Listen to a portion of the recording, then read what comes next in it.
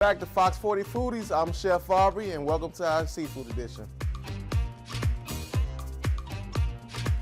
Today we're cooking a good gumbo. I'm doing an andouille sausage and a shrimp gumbo. That's delicious. Again, I love using my Zatarans. One pot, everything's in the box here, but we're gonna do this times 2 today. So everything is gonna be double the recipe. And everything we need is right here. I'm adding a little okra to that. I'm gonna use my shrimp. I'm gonna use my andouille sausage.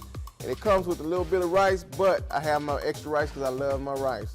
So that's everything that's included in this, and let's get started.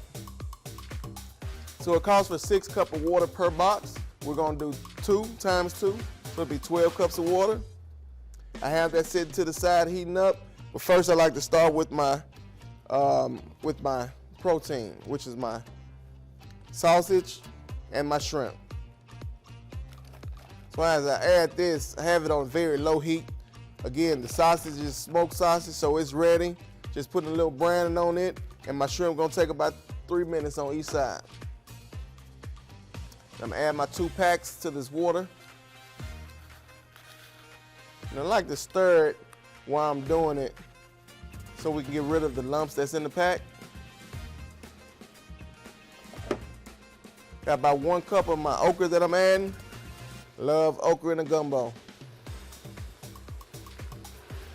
Since it's going, I'm gonna go ahead and add my water to this pot.